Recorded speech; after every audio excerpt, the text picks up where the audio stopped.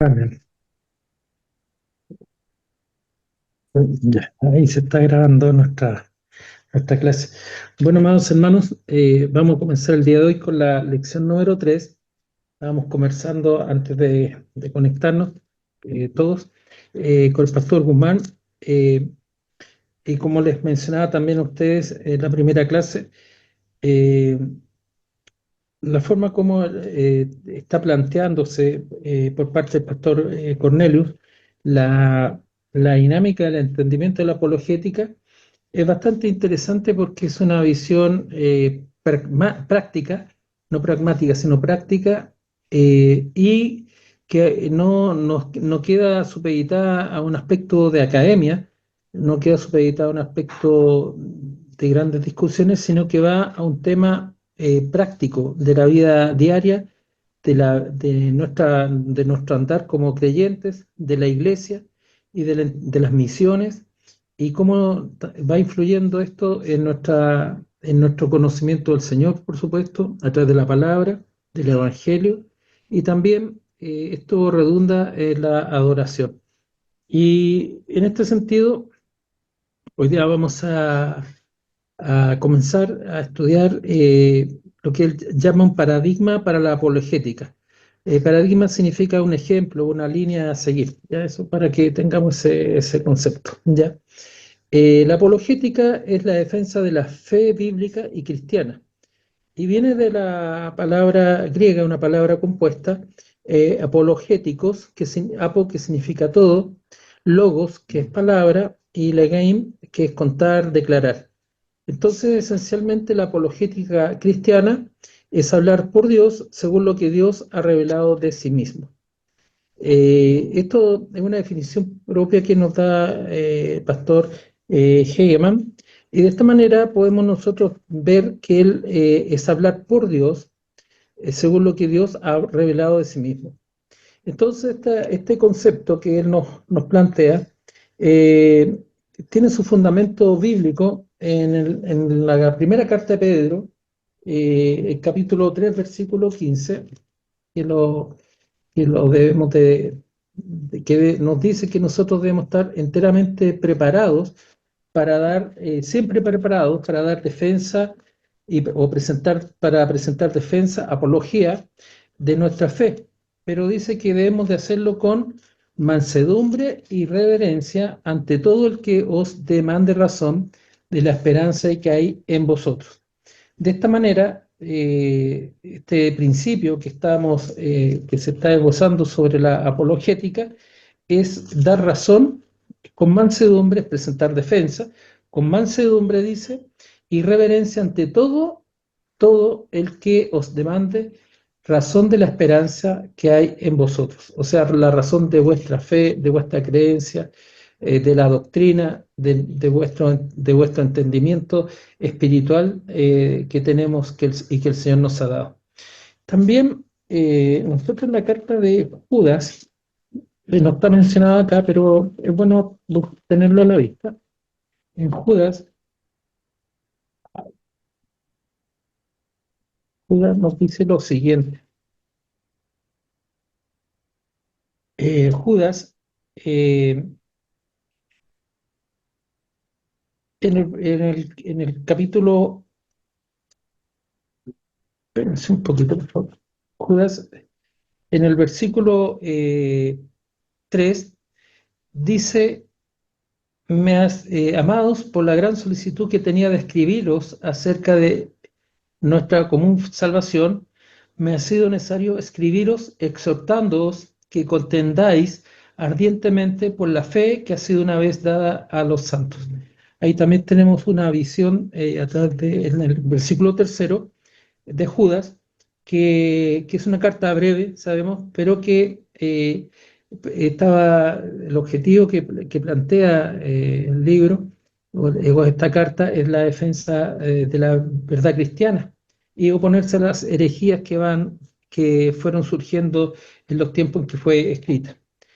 Así tenemos dos puntos de vista, pero que hablan de lo mismo, que es presentar, dar razón de la esperanza que hay en vosotros, ¿ya? Algunos, esto tampoco está en el apunte, pero es bueno que lo sepan, algunos hablan de la cuarta marca de la iglesia, que es la defensa de la fe. Las marcas de la iglesia agregan esta cuarta marca que es la defensa de la fe. Pero al margen de esos temas que les he mencionado, que son temas ya de conversación, obviamente, pero que influyen en nuestra vida y en nuestro entendimiento, debemos ver que el pastor Cornelio nos va mostrando el uso de del concepto hermenéutica que él está planteando y nos habla del círculo de hermenéutica o círculo hermenéutico, cualquiera de las dos formas, para desarrollar un método para hacer apologética. Círculo hermenéutico, hablamos de 7 aspectos. El primer aspecto, los absolutos son uno. La verdad existe y es una. Hay un Dios y una verdad. No hay muchos dioses, no hay muchas verdades. Son conceptos absolutos. Dios y verdad. Segundo, la verdad revelada por Dios. Y hay 2 tipos de revelación, la revelación general y la revelación especial. Tercer aspecto del círculo hermenéutico, la Biblia afirma la realidad. Los seres humanos necesitan el Evangelio de Jesucristo. Cuarto, la historia, las relaciones y facultades humanas identifican y dan estructura a la verdad. Quinto, la iglesia del Evangelio es la comunidad apologética. La iglesia debe estar fundada en la proclamación y práctica del Evangelio. Sexto aspecto sexto elemento de este círculo hermenéutico, los ministerios y misiones evangélicos son transformacionales. El Evangelio transformará al ser humano y su contexto. 7. Dios es glorificado en todo. El ser transformado adora y sirve al Dios verdadero en todas las áreas de la vida y hasta la muerte. Entonces, son áreas, yo hablé delante de aspectos, que son áreas que están relacionadas con la apologética. Entonces, estas 7 áreas convergen para poder entender y para poder elaborar un método para hacer apologética. Y son conceptos que los cristianos debemos de tener claridad y que nos permiten un entendimiento de la voluntad de Dios, de la verdad y de su existencia inicialmente y principalmente. Entonces, vamos a ver, me recuerda, esto es como un vasito, imagínense un vasito, no está tampoco en los apuntes, pero yo me imagino esto, como un vasito en el cual usted le va echando agua. En la medida que le va echando agua, el vasito se va llenando. Y este vasito apologético tiene estos 3 áreas o instancias para ser llenado. Y el primero que tenemos nosotros los cristianos son los absolutos. Significa que no es relativo. Absoluto se opone a relativo. Y los absolutos son uno. ¿Y cuáles son estos? La verdad existe y es una. Hay un Dios y una verdad. La absoluto existe porque Dios existe. La absoluta es, entre otras cosas, algo independiente, no condicionado, autosuficiente, no relativo. Es la idea suprema e incondicionada, es decir, no está sujeta a condiciones o a fluctuaciones. El concepto y la realidad de los absolutos no puede existir sin la existencia de Dios. Dios es absoluto en su ser, en sus atributos y en sus obras. Entonces, puede tener la certeza absoluta que existe lo absoluto, aunque suene como un juego de palabras, pero certeza absoluta, o sea, que no tenga ninguna duda que existe lo absoluto, porque la manifestación absoluta existe y esa manifestación es Dios. Esta expresión o este concepto eh, proviene de Cornelius Van Til, que hemos hablado de su planteamiento en la clase anterior, y él lo explica diciéndola de la siguiente manera. Después de haber oído tales argumentos en contra de Dios, está hablando, que estoy más inclinado a creer en Dios. Mientras más argumenta en contra de Dios, más creo en Dios. De hecho, Y ahora yo, basta, perdón, de hecho, siento que en el todo de la historia de la civilización me sería ininteligible si no fuera por mi creencia en Dios. Él ve toda la creación, toda la historia fundada en Dios. Tan verdadero es esto que propongo defender que a menos que no tenga a Dios como respaldo o base de todo lo que existe, usted no podría encontrar significado en nada. Entonces la base de todo el significado, la base de la existencia, la base de la historia, la base de la civilización, la base de la creencia es Dios. Y ni siquiera puedo defender la creencia en Él sin haberlo dado ya por sentado. Es decir, él presupone, recordemos su planteamiento, presuposicionalista, de que Dios está presente en todo momento. Y semejante contiendo que usted no puede argumentar contra la creencia de él antes de lo que yo dé también por sentado. Entonces, cuando usted argumenta en contra de Dios, no tenemos parámetros de discusión porque lo que usted argumenta está en el aire en relación a lo que yo afirmo que Dios existe. Pero mientras debatimos el punto va diciendo, los dos estamos respirando aire todo el tiempo.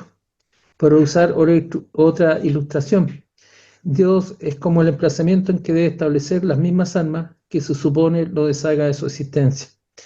¿Qué significa esto? El plantea y dice, si usted me dice que Dios, la existencia, ¿cómo argumentamos respecto a Dios? Debemos decir, es como argumentar en contra del aire. Usted puede afirmar que el aire existe, y yo podría decirle que el aire no existe. ¿Y cuál es la razón por qué no lo vemos?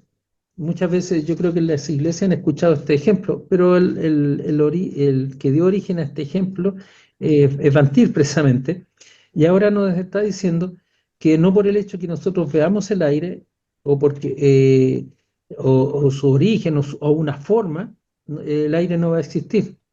Entonces él lleva este ejemplo, así también es la realidad con respecto a Dios. Eh, es como el pastor Cornelio hace como un guiño, como una guiño se dice, le hace toma elementos de Van Til para decir precisamente primero de la apologética y del círculo hermenéutico es el área de los absolutos. También Dios siempre ha existido, Dios es eterno, Él es el ser simple, siempre ha existido. Eh, Aún algunos evolucionistas ateos reconocen que la vida debe comenzar con un ser simple. Para ellos siempre buscan el materialismo, buscan la célula, la primera molécula, van buscando ese, y hablan incluso de ese eslabón perdido, van creando como una cadena evolutiva. Y para ello, este ser tiene que ser material. Entonces, su fundamentación de la existencia es materialista. Para los cristianos, este ser es Dios, es el teísmo, es Dios, el ser. No es la materia, sino que es Dios.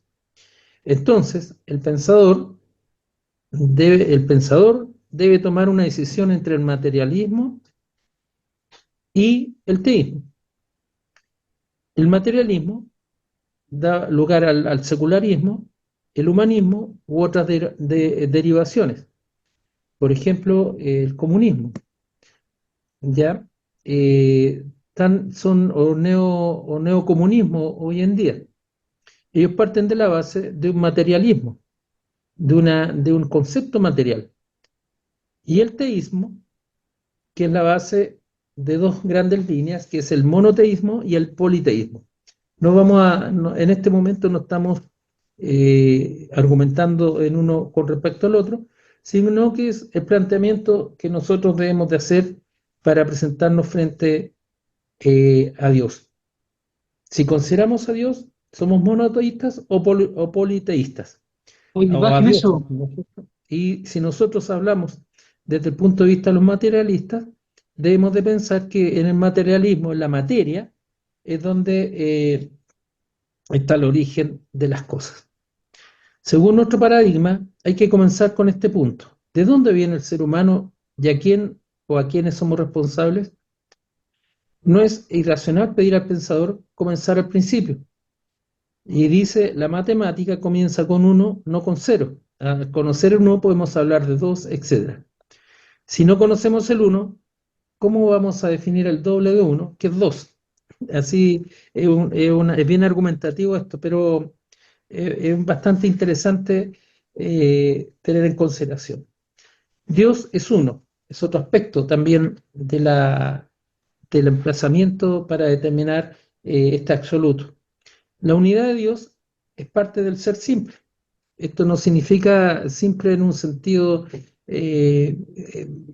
caricaturesco o que lo esté minimizando, sino que lo va mostrando como una unidad, como no necesitado de otros compuestos. Simple se opone a compuesto, ¿ya? Entonces, para que quede claridad en ese punto. Los cristianos creen en un Dios en tres personas: la unidad de Dios, el Padre es Dios, el Hijo es Dios y el Espíritu Santo es Dios. Es complementado con la pluralidad de las personas de Dios: Padre, Hijo y Espíritu Santo. El misterio de la unidad en pluralidad y pluralidad en unidad es una verdad revelada por Cristo. Y esta es una verdad que no es negociable para el cristiano. ¿Por qué? Porque ha sido revelado por Cristo y está escrito en la Biblia. Y aquí dice, hay una palabra negociable. Eh, Quizá no es transable, es decir, no se puede decir, bueno, sí, podría ser, quizá a lo mejor. No, Dios es uno, siempre ha existido, y que hay unidad en tres personas: el Padre, el Hijo y el Espíritu Santo. Y nos señala como un ejemplo lo que nos dice Mateo en el capítulo 28, versículos 19 y 20. Dice, por tanto, id y hacer discípulos a todas las naciones, bautizándolos en el nombre del Padre y del Hijo y del Espíritu Santo, enseñándoles que guarden todas las cosas que os he mandado, y aquí yo estoy con vosotros todos los días hasta fin del mundo. Amén. Estas son palabras de nuestro Señor, encomendando la gran comisión. Comisión significa mandato, ¿ya? El gran mandato, la gran orden, ¿ya? Nosotros somos mandatarios. Cristo es mandante, pues, porque es Dios, y nosotros somos los mandatarios. Debemos de cumplir el encargo, ¿ya? Para que se entienda, a veces hablamos de la gran comisión y no se logran comprender en su plenitud lo que significa. Significa cumplir el encargo que Dios nos ha dado. Y también ahora nos dice que siendo que Dios es uno, confiamos que no hay contradicciones con Dios.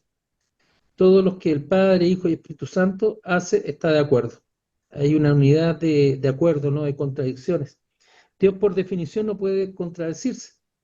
Un Dios que se contradice no es omnisciente ni omnipotente y es un ídolo inútil. Esto ahí nos diferencia con los politeístas, que creen en muchos dioses, en dioses que viven en la paz, que sufren de la pasión y que se contradicen en sus propias decisiones y que fallan al igual que los mortales. Entonces ellos no son omniscientes ni omnipotentes y por lo tanto son ídolos inútiles. Dios es la verdad y la verdad es una. Esto significa que todo lo que corresponde fielmente a Dios y su revelación de sí misma, su obra y la palabra es verdad. En Juan 14:6, usted lo podemos ver cuando dice, yo soy el camino y la verdad y la vida. Nadie viene al Padre sino por mí. Dios es la verdad y la verdad es una. Hay una sola fuente de la verdad y es el Dios verdadero. No hay dos fuentes contrarias. Dios es la única fuente de la verdad. Dios define la verdad, Dios revela la verdad, Dios exige la verdad, Dios buscará la verdad, Dios es glorificado en la verdad y no se puede separar a Dios de la verdad. Entonces, somos hechos a la imagen de Dios y tenemos la responsabilidad de responder a Dios y a la verdad. El hombre no tiene excusa para no responder a Dios. Romanos 1:18. Es casi literal. No tiene excusa de su pecado, de su comportamiento. Entonces, dice que nosotros tenemos un conocimiento innato de Dios que está en nosotros. No es necesario tener un doctorado en estudios bíblicos o ser filósofo para hablar de Dios. El hijo pequeño de un ateo dijo a su padre: papi, ¿crees que Dios sabe que no creemos en él? Entonces, hay ocasiones cuando el ateo reconoce a Dios, y pone el ejemplo del carpintero que se pega en el dedo y dice, Dios mío, y lo dice sin pensar que Él existe ni cree en Él. Y si Dios no existe, ¿de quién está hablando el ateo? Pero lo dice, ¿ya? Esta experiencia es una muestra indirecta de que cada ser tiene un conocimiento innato que está dentro de él respecto de Dios, aunque este conocimiento es rechazado y suprimido. Pablo dice que el rebelde suprime el conocimiento de Dios con injusticia. Y los cristianos y no cristianos tienen el conocimiento innato de Dios en común. Lo que no tenemos en común es la revelación redentiva y espiritual con el Dios verdadero.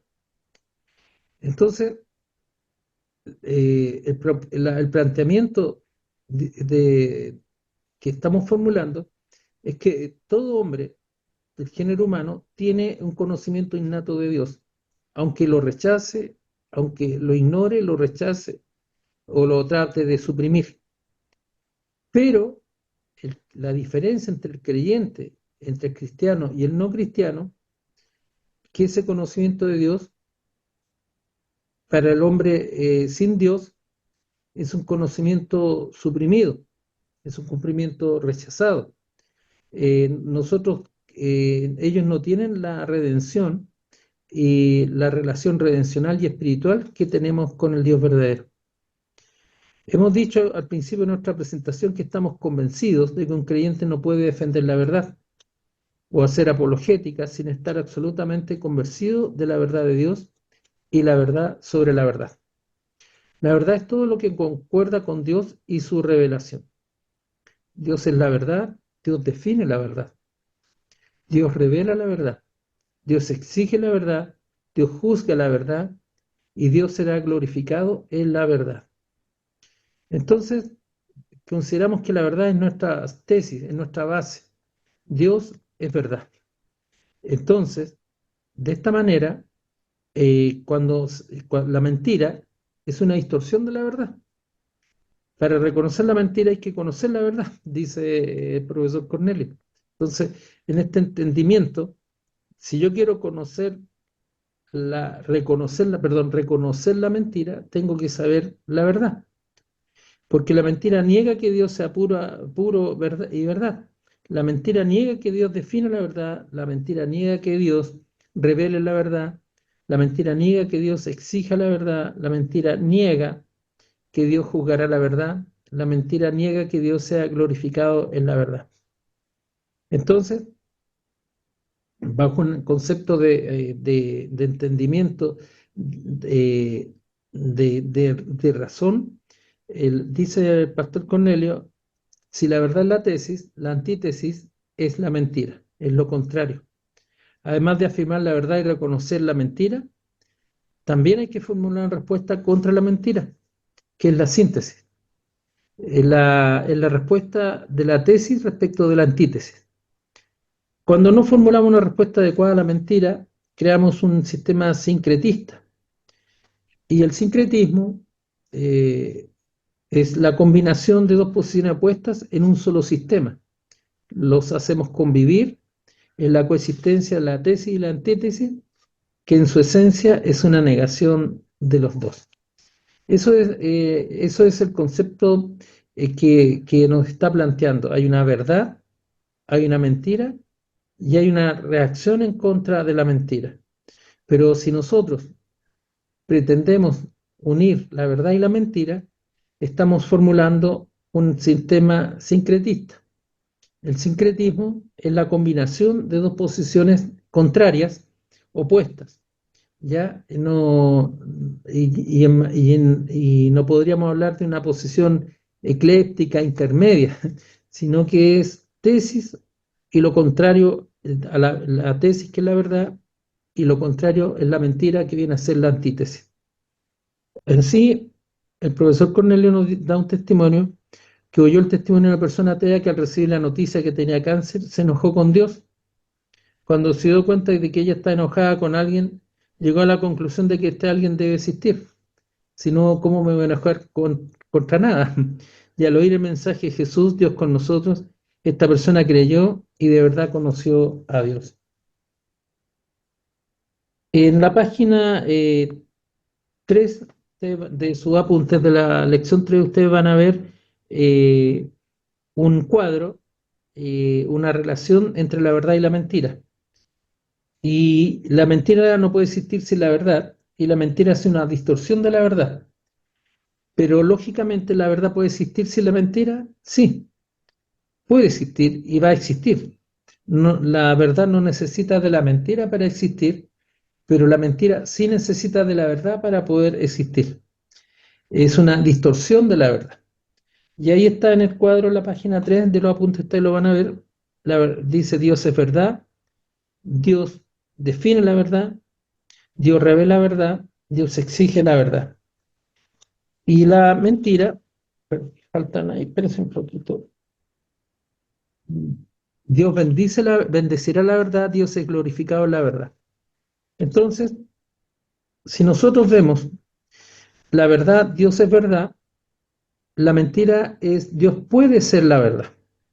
¿Se dan cuenta la pequeña diferencia? Dios es verdad, es la verdad, y la mentira puede ser la verdad. El puede significa que podría, que existiría o no existiría. Entonces eso ya es una mentira. Dios define la verdad, la mentira es Dios deja a otros definir la verdad. No, Dios define la verdad. Vamos a ver más adelante que la verdad está expresada en la palabra del Señor. Pero Dios no deja, la mentira dice Dios deja a otros definir la verdad. Dios revela la verdad y la mentira dice la verdad revelada en muchas maneras. Dios exige la verdad, Dios no exige la verdad. Dios bendecirá la verdad, la mentira es bendecida, lo malo es bueno. Dios es glorificado en la verdad, Satanás, el pecado, el mundo y las mentiras son gloriosas. Ahí tenemos la contradicción más clara, digamos, de la mentira. Ahora, cuando hay una contradicción entre la verdad y la mentira, ¿cómo podemos llegar a una solución? Y esta pregunta se echa en todos los momentos de la vida. Entonces, siempre dice el pastor, debemos devolver a la presunción básica, o a la presuposición básica, perdón, o al antecedente básico. ¿De dónde viene la verdad? Esa es la primera pregunta. Para el cristiano la verdad viene de Dios, porque Dios es la verdad. La verdad es revelada al cristiano. El cristiano ha personalmente conocido al Dios verdadero por fe en Cristo Jesús. Y los creyentes interpretan la voluntad de Dios según la Biblia, como decíamos delante. A todas las áreas de la vida, la interpretación evangélica y cristocéntrico es aplicable. Y aquí es un aspecto muy importante, porque volvemos al tema, no es un tema académico o un tema abstracto de la apologética, sino que nosotros, todas las áreas de la vida, la interpretación evangélica y cristocéntrica es aplicada. Todo. Eh, hay un principio que está en la Confesión de Fe de Westminster que dice que la Biblia es nuestra única razón de fe y de conducta. ¿Se recuerdan de ese principio? Única razón de fe y de conducta. Entonces, no tenemos otras razones de otros elementos para nosotros conocer la voluntad del Señor, sino que todas las áreas de la vida, la interpretación evangélica y cristocéntrica es aplicada. Y si no tenemos éxito en aplicar y vivir el Evangelio de Cristo, llegamos a estar en un estado de sincretismo, donde la verdad y la mentira coexisten a la misma vez. pues llegamos a ser idólatras, discípulos de un ídolo de contradicciones. Al contrario de estas contradicciones y pensamientos relativistas, la confesión de fe nos va instruyendo y nos va hablando y nos lleva al capítulo de Dios y la Santísima Trinidad, que está expresado en la confesión de fe de Westminster en el capítulo 2. Son tres apartados. No los vamos a leer esta noche, se los voy a dejar como tarea, pero eh, nos habla de 15 características intrínsecas de Dios en el apartado o capítulo 1 romano, o párrafo 1 romano. 15 características que son intrínsecas a Dios. Y de esta manera también eh, nos va hablando también de características extrínsecas que son externas a Dios y que nosotros podemos ir percibiendo y podemos ir conociendo. Entonces, el capítulo segundo, Dios y la Santísima Trinidad, que ustedes lo tienen ahí en la página 4, está escrito con cursiva para que lo lean y lo estudien. Bueno, nosotros como en la Iglesia Presbiteriana tenemos que estudiar estos pasajes, ¿ya? Pero en aras a avanzar en el tiempo también y puedan ustedes y podamos ir conociendo más, se los voy a dejar como tarea que por favor lean el capítulo 2 y reflexionen porque es bastante interesante porque ahí también cada una de las características de Dios, cada una de las características del Señor están con su respectivo versículo bíblico. Ya, el que no tenga la confesión de fe de Westminster, después me escribe para yo mandarle un texto por internet, ¿ya? Es el capítulo 2 el que está reproducido íntegramente. Otro aspecto de la verdad es que está revelada por Dios. Hemos dicho al inicio, la verdad, el segundo aspecto, la segunda área de este círculo hermenéutico es que la verdad es revelada por Dios. Y sabemos que hay dos revelaciones, la general y la especial. Hay una doble revelación. Partimos del principio que Dios es la verdad y Dios define la verdad. Toda la verdad viene de Dios y es compartida con nosotros por medio de la revelación de Dios. El pensamiento humanista, propone que el ser humano puede conocer la verdad sin la revelación de Dios. En esencia, la autonomía humana es parte del pecado original. Y Adán y Eva pensaron que podían sobrevivir sin obedecer a la revelación de Dios. Entonces, esto, verdad, no es solamente teológica, sino que es espiritual y moral. Y eso, el pastor nos dice, esto me hace pensar, dice, en el encuentro que Jesús tuvo con el joven rico en Lucas 18, del 18 al 30. Jesús reveló que solo Dios es bueno. El joven pensó que para obedecer la ley de Dios, él era bueno. Jesús probó el corazón del joven pidiéndole que vendiera sus riquezas para seguir a Cristo. El joven mostró su rebeldía en no obedecer a Jesús. El joven mostró que Jesús había enseñado solo Dios es bueno y aparte de obedecer a Dios no hay bondad. Lo que podemos aprender de este encuentro es que solo Dios es bueno y para ser bueno debemos ser fieles a Dios. No tenemos una bondad intrínseca en nosotros. La verdad tiene que ser revelada. El joven rico era un buen muchacho por obedecer la ley de Dios, y aquí está puesto entre comillas, porque la ley de Dios es buena. Me recuerdo a Romanos 7. ¿Se recuerdan del capítulo de Pablo hablando de la verdad que está en sus miembros, de la ley que está en sus miembros? Pero él la rechaza. Entonces, pero volvamos aquí al pastor Henneman. La bondad humana debe corresponder a la revelación de la bondad de Dios para ser bueno. Todos los atributos de Dios, incluyendo la bondad y la verdad, son de Dios. El no creyente participa en la bondad y la verdad de Dios sin creer en Dios y sin glorificar a Dios. Y esto es una violación en contra del carácter de Dios. En términos teológicos, la falta de agradecer, adorar y servir al Dios verdadero es pecado.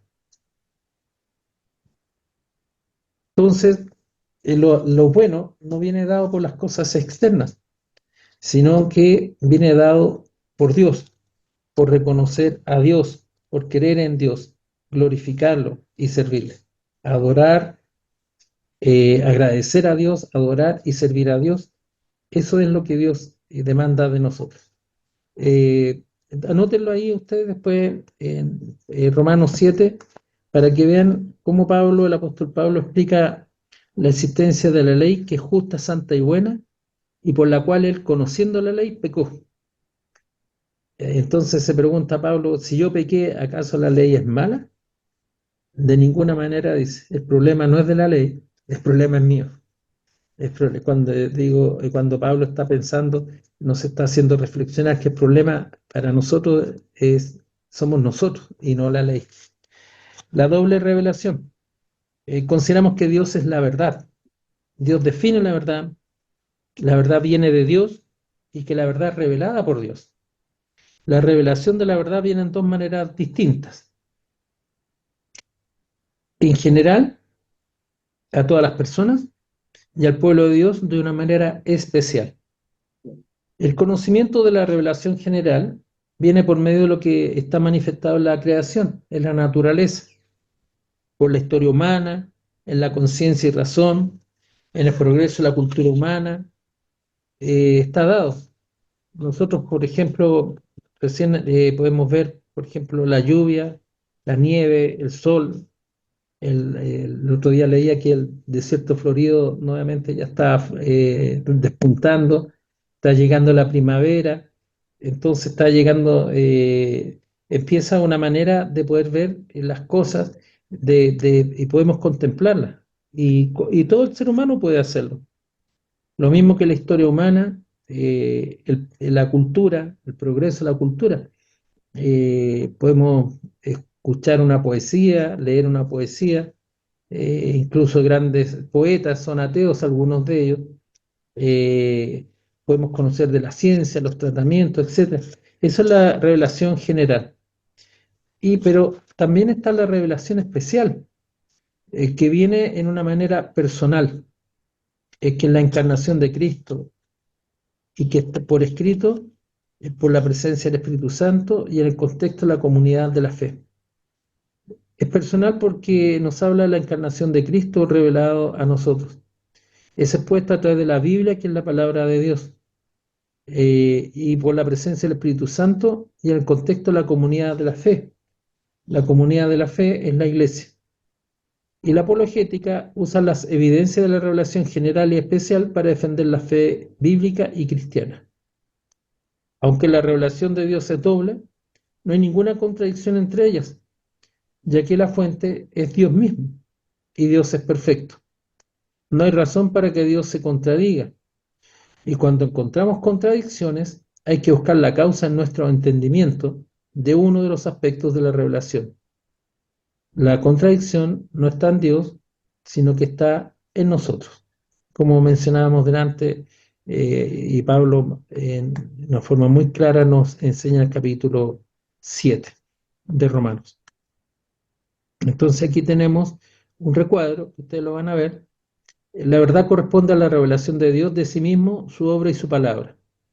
La revelación general se manifiesta en la creación, en la vida humana, en la vida comunal. Y la revelación especial en la Biblia, en la persona de Cristo, en el Espíritu Santo y en el cuerpo de Cristo. Este cuadrito es bastante interesante aprendérselo, porque nos va a guiar mucho en nuestro entendimiento de lo que es la revelación general y la revelación personal. El pastor Henneman cita el artículo segundo de la Confesión belga. A él le conocemos, dice, a través de dos medios, respecto a Dios, dicen los belgas. En primer lugar, por la creación, conservación y gobierno del universo, porque este es para nuestros ojos como un hermoso libro en que todas las criaturas, grandes y pequeñas, son cual caracteres que nos dan a contemplar las cosas invisibles, a saber su eterno poder y deidad, como dice el apóstol Pablo, todas las cuales son suficientes para convencer a los hombres y privarles de toda excusa. Están pensando en Romanos, ¿no es cierto? En segundo lugar, Él nos da a conocer aún más clara y perfecta por su santa y divina palabra, esto es, tanto como nos es necesario en esta vida para su honra y la salvación de los suyos. Entonces, nosotros en la apologética podemos usar las dos revelaciones para mostrar la verdad, porque ambas revelaciones son de Dios. Aunque los presuposicionalistas comienzan con la revelación especial y los evidencialistas comienzan con la revelación general, el pastor Cornelio dice podemos usar las dos revelaciones sin perjudicar lo uno o el otro. Con ambas revelaciones hay que tener una fe verdadera para poder entenderlas a cabalidad. Cuando la apologética y la ciencia y la teología no están de acuerdo con la revelación de Dios, se convierte en mitología. El papel de la apologética es identificar la mitología en las ciencias y teologías y mostrar lo que es la realidad. En este avance de este círculo hermenéutico, hay una tercera área que nos dice que la Biblia afirma la realidad del Evangelio. La Biblia afirma la realidad que el ser humano necesita el Evangelio de Jesucristo. Entonces, aquí nos va dando un nuevo avance. Hemos visto lo primero, los absolutos son uno, Dios es verdad hay un solo Dios y una sola verdad. Luego vimos que la verdad es revelada por Dios y vemos la revelación general y la revelación especial. Ahora vamos a ver que la Biblia afirma la realidad del Evangelio. El ser humano necesita el Evangelio de Jesucristo. Para el pueblo de Dios, la Biblia es parte de la revelación especial de Dios. En la, cuando Pablo, en 2 Timoteo, en el capítulo 3, 16, nos dice, nos define lo que es la Escritura, en un pasaje que nos va mostrando lo que es la Escritura, que la Escritura es inspirada por Dios y útil dice, para enseñar, para redarguir, para corregir, para instruir en justicia. Y tiene una finalidad a fin que el hombre de Dios sea perfecto, enteramente preparado para toda buena obra. Entonces, para nosotros, la Biblia es parte de la revelación especial de Dios. Se manifiesta a Dios en su voluntad hacia nosotros. El apologista, cristiano tiene doble evidencia para sus argumentos. Está la evidencia bíblica y las evidencias de la revelación general. Por ejemplo, el cristiano afirma que el hombre es hecho en la imagen de Dios, es parte de una raza, es creado con dos géneros para continuar la humanidad por la monogamia. La historia humana muestra que el hombre es pecador y va a morir por su pecado. Solo Dios puede salvar al ser humano y esto es hecho por el sacrificio de Cristo en la cruz y la resurrección del Señor de la muerte. Entonces, para nosotros, ¿cómo se revela la voluntad de Dios? ¿Cómo nos es manifiesto? Dice la Confesión de Fe de Westminster, a través de la palabra de Dios. La revelación general, hay una diferencia fundamental entre el ser humano y los animales. En la revelación especial, el hombre fue hecho a la imagen de Dios, y no en Génesis 1:27, y no de la imagen de un animal o un ángel. La revelación general nos muestra que nuestro ADN muestra que hay dos y no más géneros, hombre y mujer. 1:27 nos dice, y Dios creó al ser humano a su imagen. Lo creó a imagen de Dios, hombre y mujer los creó. No hay tres sexos, ni cuatro sexos, ni formas de sentir. Son dos, hombre y mujer. Nuestro ADN muestra que todos los seres humanos somos de la misma raza y no hay muchas razas. ¿Qué es lo que nos dice Hechos 17? Y versículo 25. Él es quien da a todos la vida, el aliento de todas las cosas. De un solo hombre hizo todas las naciones para que habitaran toda la tierra y determinó los periodos de su historia y las fronteras de sus territorios. Nuestro ADN muestra que todos los seres humanos vienen de una madre original. En Génesis 34:20, el hombre llamó a Eva a su mujer porque ella sería la madre de todo ser viviente. Tengo una duda ahí.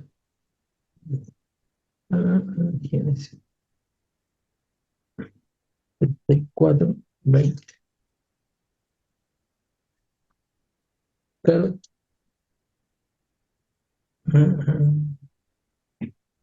claro, hay un error ahí en la cita. Es Dios. Perdón, en la cita hay un error en la donde dice llamó a su mujer Eva. Eh, si nosotros podemos verlo, es en el capítulo 5 en Génesis 5 versículo 2. Eh, Perdón, a ver, y espérense un poquito, por favor.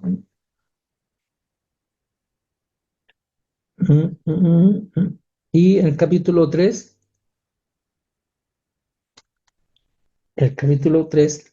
dice, ah, perdón, 3, capítulo 2 versículo 23. Dijo entonces Adán, esto es ahora hueso de mis huesos y carne de mi carne, esta será llamada varona, porque el varón del varón fue tomada. Entonces, para que lo rectifiquen, ¿ya? Y hay un pasaje, ese pasaje, denme un segundito, por favor. En el 3:20, pastor, 20, 3:20, claro, y llamó a Adán el nombre de su mujer, Eva, por cuanto ella era madre de todos los vivientes. Ese estaba buscando. Gracias, hermano. ¿Quién fue? Un punto hace ahí. Bien, Matías. 3:20. Ya entonces cambian ahí donde dice 34:20, debe decir 3:20.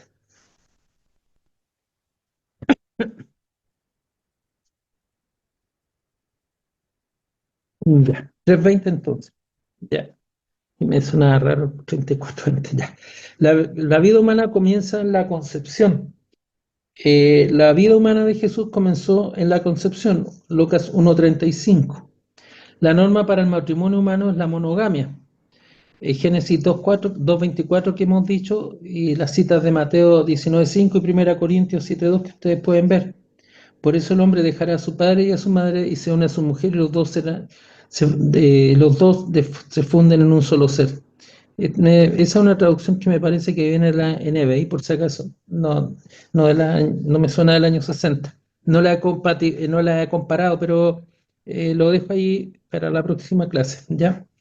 Todos los seres humanos son capaces de hacer maldad. Jesús dijo, solamente hay uno que es bueno. También el hombre no puede salvarse para la eternidad. Solo Dios eterno puede salvarnos para la eternidad. Mateo 1:21. Todos los seres humanos mueran. El pago del pecado es la muerte. La tumba está vacía y nadie ha encontrado los huesos de Jesús. Lo encontramos en Mateo 28, versículos 11 al 25. Jesús habla de la resurrección, la historia habla de la resurrección de Jesús y 1 Corintios 15, un pasaje también que muchas veces se cita. Seríamos los más desafortunados, los más necios, los más desafortunados si Cristo no hubiera resucitado. Entonces, la prueba que el ser humano necesita la salvación que ofrece el Señor Jesucristo es confirmada en la muerte de Jesús en la cruz, porque tuvo que morir el inocente Hijo de Dios e Hijo del hombre. El pecado es mortal, el pago del pecado es la muerte, Romanos 6:23. Todos que creen en Jesucristo reciben el poder para morir al pecado y vivir por fe en Cristo resucitado. Hermanos, son las 21, eh, son las 10. Eh, Brevemente, para que ustedes después lo puedan estudiar, vienen sus apuntes en la lectura, la aplicación a la historia, las relaciones y facultades humanas. La verdad identificada y estructurar las 4 etapas de la historia humana, o las relaciones básicas en la vida, y con las 5 facultades mentales son usadas para identificar y aplicar la verdad. La confesión de fe nos habla que hay en la historia de la redención hay 4 etapas. Está la creación, la caída, la restauración y la glorificación. la creación de Génesis capítulo 1 y 2, la caída de Génesis 3, la restauración de Génesis 3:15 en adelante hasta Apocalipsis 22 y la glorificación, para explicar la Apocalipsis 22. Esta es la historia de la redención. El pastor Henneman nos hace un breve y apretado resumen, pero creo que es bastante bueno para entender por fe y entender la historia de la redención. El apóstol Pablo usó el paradigma de la creación, caída y restauración y glorificación para explicar la relación entre esposo y esposa cristiana, asumiendo el papel de la mujer en la iglesia. También vemos cómo estas relaciones básicas en la vida son identificadas en la narración de la creación y en el gran mandamiento. La persona con Dios, la persona consigo misma, la persona con su prójimo y la persona con la creación. Y aquí hay un antecedente bien interesante, estoy en la página 9, porque normalmente olvidamos nosotros la relación con nosotros mismos y también olvidamos nuestra relación con la creación. Pero la Biblia es integral. Hay relaciones básicas que hay del ser humano. Está la relación con Dios, consigo mismo, con el prójimo y también con la creación. Entonces, la relación con Dios y la persona debe ser caracterizada por gracia. Dios es un ser superior al ser humano y no hay otra manera para Dios relacionarse con nosotros. Entonces, nosotros nos corresponde adorar a Dios. Y en el Nuevo Testamento Jesús dijo: yo soy el camino, la verdad y la vida, nadie viene al Padre sino por mí. Ahora hay que arrepentir, tenemos que vivir el arrepentimiento de nuestros pecados y seguir a Cristo. También la relación dentro de la persona y sí misma, en su actitud o autoconcepto. Dios creó al ser humano con una naturaleza especial. En la naturaleza refleja la imagen de Dios y es espiritual. Sin embargo, por el pecado, la naturaleza humana es esclavizada al pecado y el pecado nos hace egoístas. Hay que vivir en la mortificación perpetua de la naturaleza humana y la vivificación de la naturaleza nueva. En la relación entre las personas y otras personas, las comunidades, es observable las acciones sociales, dice el pastor Henneman. La ética cristiana para las acciones sociales es amar a su prójimo como a sí mismo. Y esto se describe como la mayordomía. En Génesis 1:28 está el mandato cultural para la humanidad. Y este mandato es para la extensión de la familia humana y para trabajar en la creación. Estas 4 relaciones que hemos estado mencionando, la persona con Dios, consigo misma y con su prójimo y con la creación, son definidas por Dios, el Creador. Dios revela por su palabra y mandato. Y la relación entre Dios y los seres humanos es afectada por la caída y transformada por fe y obediencia a Cristo. Además, todas las relaciones de la vida son maldecidas por la caída y finalmente todas las relaciones humanas pueden ser transformadas por Dios si vivimos por fe en el Mesías y Salvador. En 2 Corintios 5:17 al 19 nos dirá que en Cristo todas las cosas son hechas nuevas. La muerte del Hijo del Hombre en la cruz del Calvario define la relación del cristiano que el cristiano tiene con su Dios. Ahí vemos a Emmanuel, Dios con nosotros, crucificado y colgado entre los cielos y la tierra para perdonarnos y a nuestros prójimos. Hasta la creación reaccionó al morir Jesús. La creación se oscureció, la nueva creación comienza con la resurrección de Cristo, de Jesucristo. La realidad de la nueva creación llega a la vida del cristiano por medio de la regeneración y la llenura del Espíritu Santo. Así, todas las relaciones humanas son renovadas y su vida es restaurada para los principios del reino de Dios. Para la apologética, es importante reconocer las relaciones básicas y anhelar la restauración de ellas. Un criminal puede ser perdonado y su relación con Dios puede ser restablecida por la gracia de Dios. Sin embargo, si ha cometido un crimen contra una persona y contra el Estado, hay que pagar las consecuencias. Aquí en la antigua creación. Para la nueva creación, el criminal convertido está libre y puede tener una conciencia limpia. En Hebreos 9, el capítulo 14, nos va a hablar precisamente nos va a enseñar el problema. Un segundito para leerlo. 9:14 dirá: y cuanto más la sangre de Cristo, el cual mediante el Espíritu Santo se ofreció a sí mismo sin mancha a Dios, limpiará vuestras conciencias de obras muertas para que sirváis al Dios vivo. La cárcel en muchas sociedades es el símbolo del fracaso personal y social de la sociedad. Por un lado, si echan presos a los cristianos inocentes, muestra que el sentido de justicia de la sociedad está quebrantada.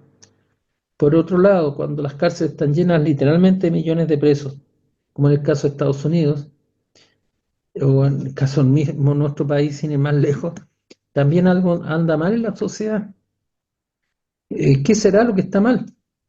Porque las personas decimos tienen que ir presos, pero es porque hay algo mal en la sociedad, por eso hay tantos presos.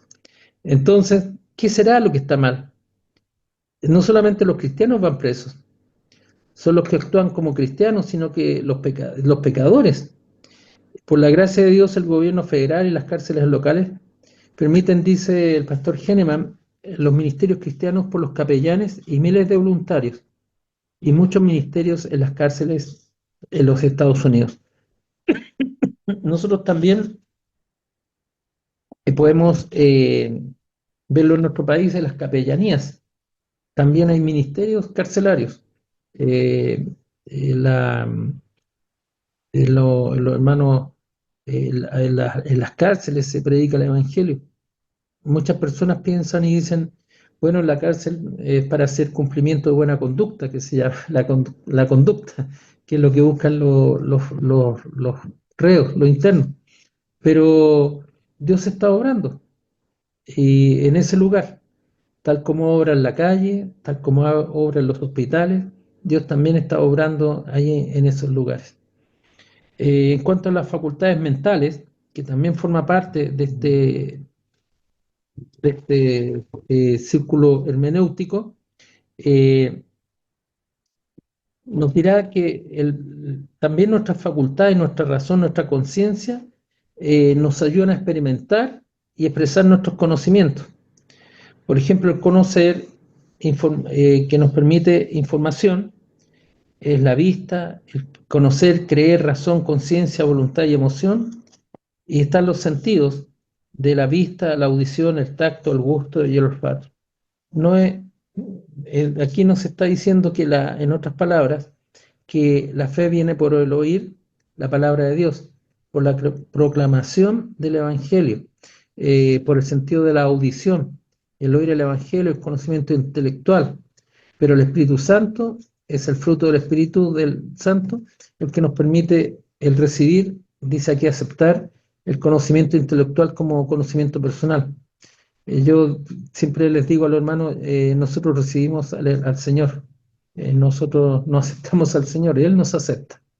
Pero debemos nosotros considerar que el Evangelio de gracia, el creyente clama a Dios por el perdón de su pecado. Eso es conversión. Y sobre la base de la fe en Cristo, vamos a conocer, a razonar, a querer, a decidir y a experimentar. Entonces, en la apologética cristiana, no hay una buena síntesis entre reformados y arminianos, porque ambos hombres son extremadamente inteligentes, pero en cuanto a la voluntad humana no están de acuerdo. ¿Qué haremos? Bueno, voy con Jesús, que enseñó a sus discípulos a orar. Hágase tu voluntad, nos dice el pastor Henneman. También la iglesia es la comunidad de la defensa de la fe, de la verdad del Evangelio. Cuando usted proclama el Evangelio en las reuniones, al momento de interpretar, al momento de enseñar, nosotros estamos luchando día a día también con la iglesia y hace declaraciones importantes día a día sobre temas como la evangelización y misión, interpretación de la Biblia, el testimonio del cristiano en la sociedad y matrimonio y género, el movimiento ecuménico protestante. También emite declaraciones, pero no representan la fe bíblica y evangélica. Entonces, nosotros tenemos que estar muy atentos a lo que significa la verdadera doctrina, el aprender, el enseñar y defender la fe. Esto también hoy en día se realiza mucho por internet, por la radio, por televisión, etc. Eh, También a través de los ministerios, finalmente a través de los ministerios y misiones evangélicas son transformacionales. Es el evangelio el que transforma al ser humano y su contexto por los ministerios y misiones cristianos. Y la apologética da una defensa para esas actividades. La escuela apologética, cualquiera que ésta sea, eh, eh, no hablan el presuposicionalismo, el evidencialismo, el contextualismo, no hablan suficientemente sobre los ministerios y misiones. Entonces existe la tentación para el cristiano de dejar el evangelio fuera del ministerio o misión. Y esto se ve cuando el cristiano ha tenido éxito y el mundo quiere compartir y participar. El mundo no conoce al Señor, pues ¿cómo van a glorificar a Dios participantes en la obra cristiana? Los ministerios y misiones evangélicas deben mantener su identidad cristiana, dice el pastor. Solo el evangelio puede transformar al pecador, al mundo y a los enemigos de Dios. Solo Cristo murió en la cruz al pecado para los pecadores y para derrotar a Satanás. Y para el Señor sea la honra y la gloria en todo. No hay nada que pase en el universo porque Dios no es glorificado. Él es soberano sobre todo lo que pasa en el universo. Él es creador, proveedor, salvador y perfeccionador de su creación. Entonces, los apologistas deben preguntarse sobre sus presuposiciones originales, sus principios de argumentación y sobre su telos o meta en sus suposiciones. ¿Es Dios glorificado en todo?